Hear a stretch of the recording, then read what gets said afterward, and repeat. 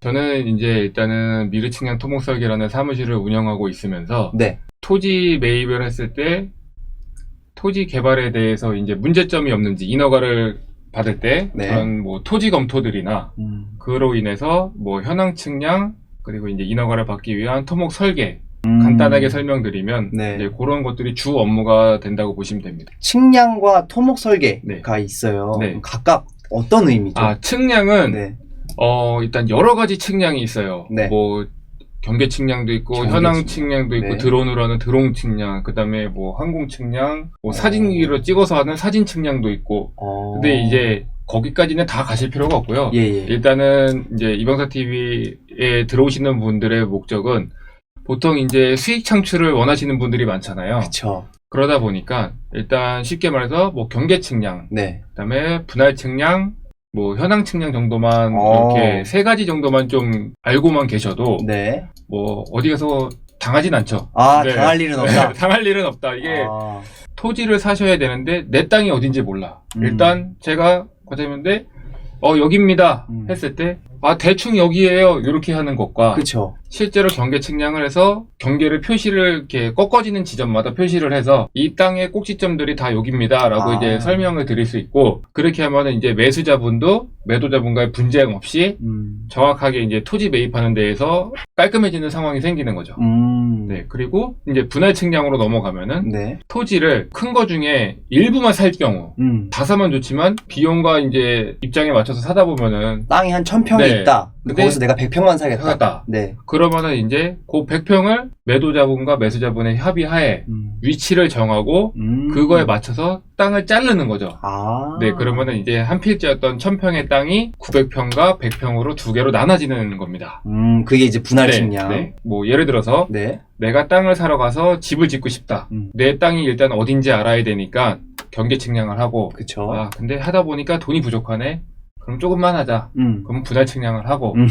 네. 그럼 그 땅을 가지고 집 지어주세요 했을 네. 때 인허가를 받기 위해서 공공기관에서 이제 인허가를 득하기 위해서 거기 땅에 대한 전반적인 현황 측량을 하게 돼요. 뭐 높이가 다를 수도 있고 일단 땅에 대한 높이, 토지 매매할 때 도로와 배수로, 뭐 이런 상수도, 뭐 오수, 뭐 이런 관로들, 네. 이런 현황들을 전부 다 이제 측량을 해서 그거를 이제 CAD로 도면화를 시키는 거죠. 네, 도면화를 해서 인허가까지 진행이 되는데 그 도면화 하기 직전까지가 현황 측량의 일부라고 보시면 되는 겁니다.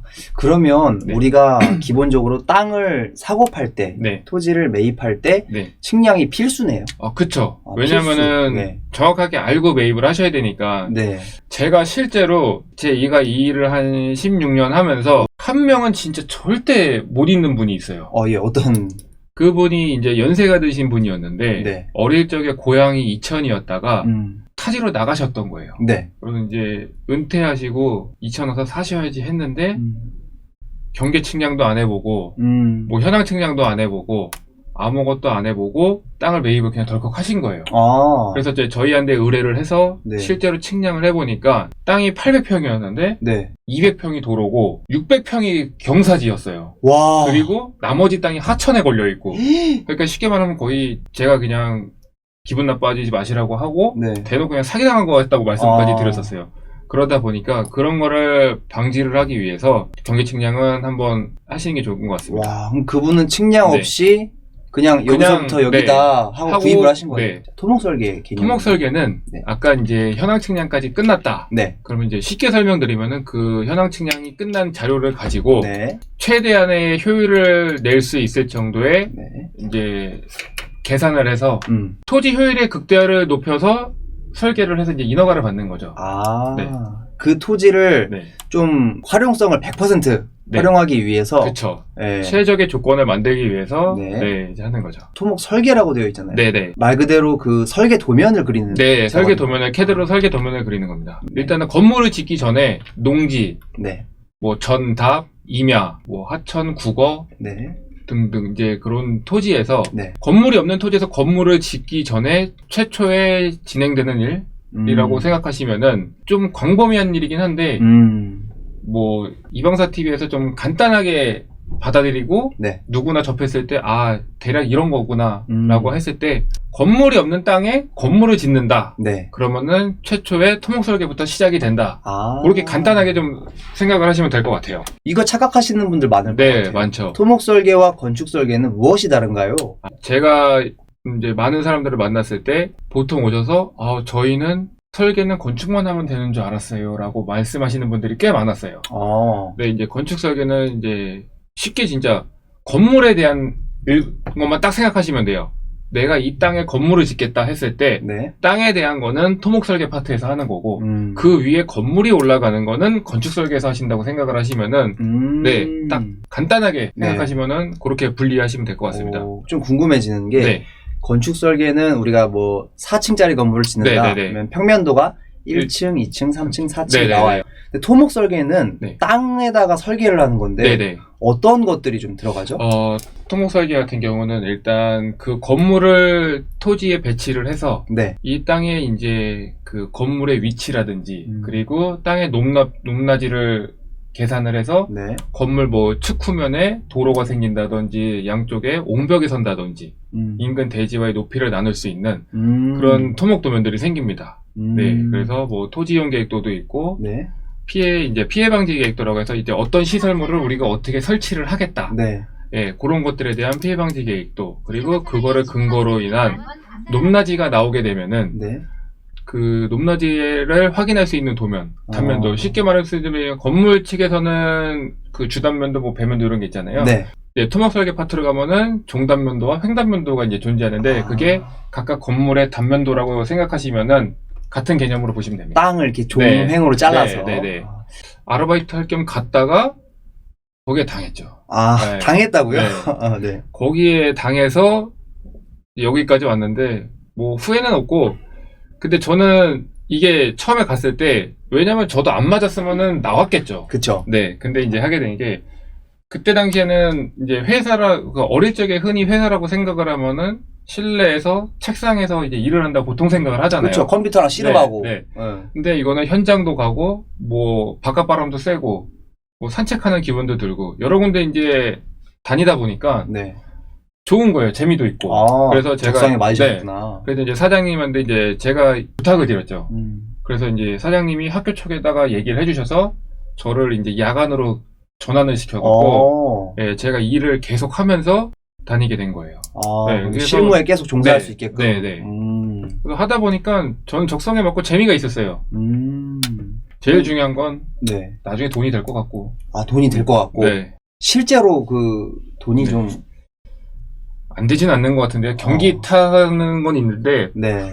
이게 예전에는 눈에 보이더라고요 그런 것들이. 네. 돈들이요. 네. 16년 하셨다고 하셨죠. 네. 근데 지금 대표님 자리에 계신데 네. 직원으로서 있었던 기간은 어느 정도? 직원으로 13년 정도 있었어요. 12년 반 정도 됩니다. 12년 반 정도.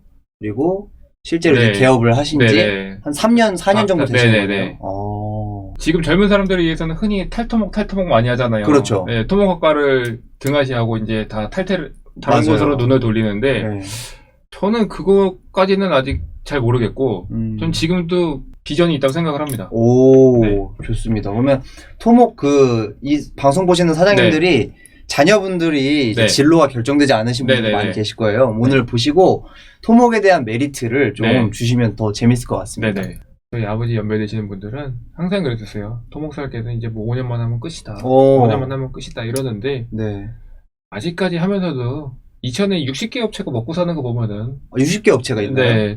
먹고 사는 거 보면은 아직까지도 비전은 괜찮은 것 같고 그리고 이제 저는 아까 말씀드린 대로 이 일을 하면서 뭐 저처럼 좋은 계기가 돼서 이렇게 투자에 눈을 뜨시게 되면은 네.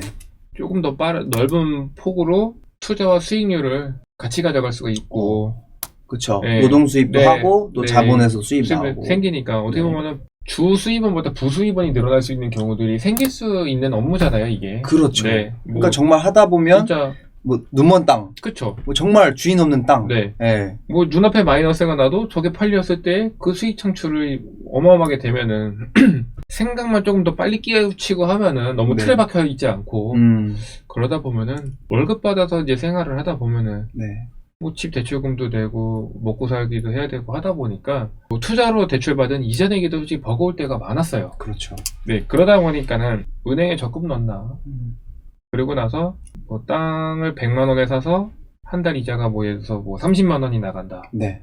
한 달 뭐 n분의 1하면 평당 한 2천 원 더 주고 산 거 될 수도 있고 그렇죠. 3천 원 더 주고 산 거 될 수도 있잖아요. 네. 그러다 보니까 그냥 30만 원 적금 통장에 넣을 바에 30만 원에 전 대출 이자를 내겠다. 그 마인드로 바꾸고 나서 조금 이제 투자하는 쪽에 좀 열린 마인드가 된 것 같아요. 네. 그렇게 되는 순간부터 조금 뭔가, 더 예. 지식이 넓어지고 그렇죠. 관심 분야가 넓어지면서 네. 투자를 하시는 분들이 확인이 된 곳에서만 하시려고 하니까 맞아요. 네.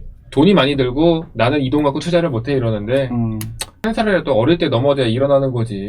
예. 지팡이 짚고 넘어지면은 병원 오래 가시잖아요. 그렇습니다. 예. 그러니까 주변에서 좀 저렴한 땅, 친구들하고 뭐 마음 맞는 사람들끼리 모여서 1,000만 원 갖고 여기서는 한 평밖에 못 사지만 다른 데로 나가면 10평도 살 수 있다 보니까 그렇죠. 예, 그렇게 조그맣게 해서 제 번지수는 지금 정확하게 기억이 안 나는데 네. 아무튼 커봐야 20평이 안 돼요. 오. 거기에다가 저기 샌드위치집 차리신 분이 있어요. 그 땅을 사서? 네. 와.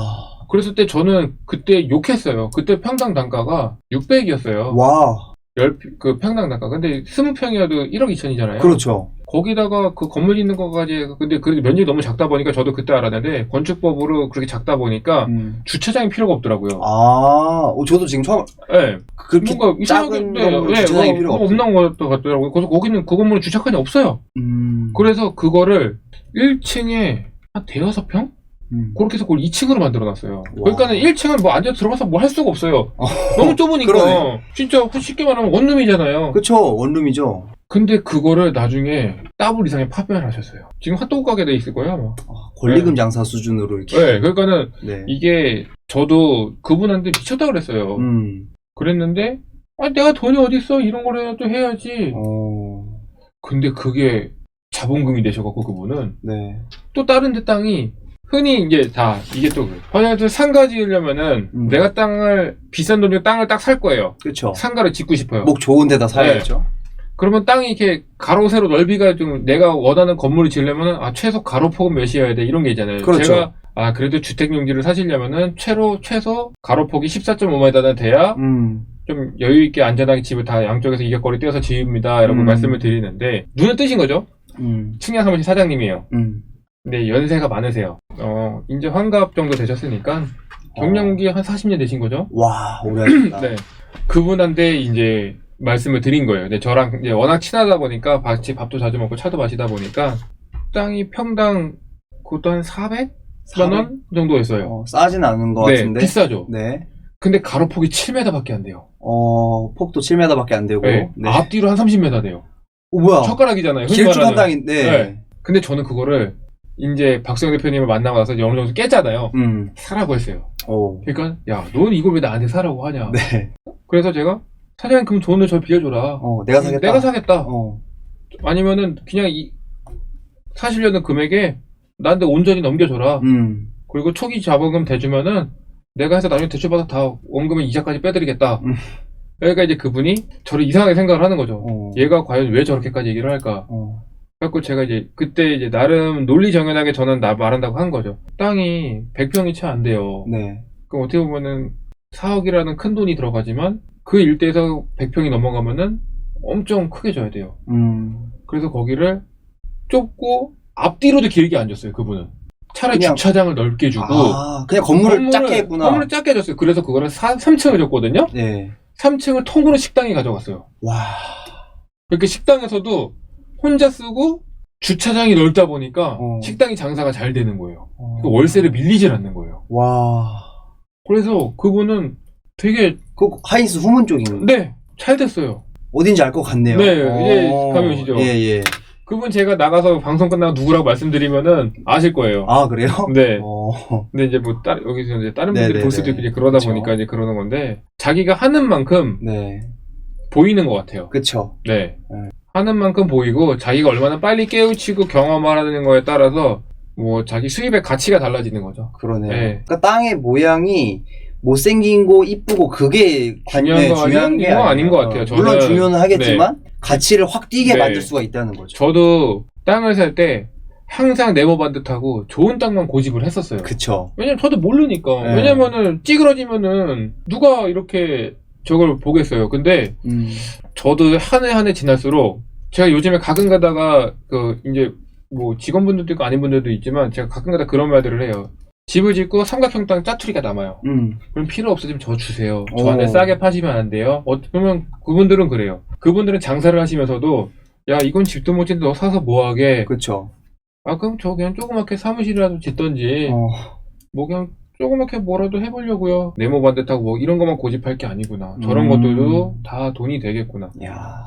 근데 진짜 그렇게 해서 제가 다 말렸던 땅들이 그 마지막에 그분만 제가 깨우치고 나서 사시라고 했지 그 전에는 제가 다 말렸던 분들이 다 하이닉스 땅들이에요. 그분들 다 떼돈이라고 하긴 좀 그렇지만 다 많이. 배 이상으로 이야. 다 해가 투자 금액의 배 이상으로 다 뽑아서 나오셨어요. 와. 이방사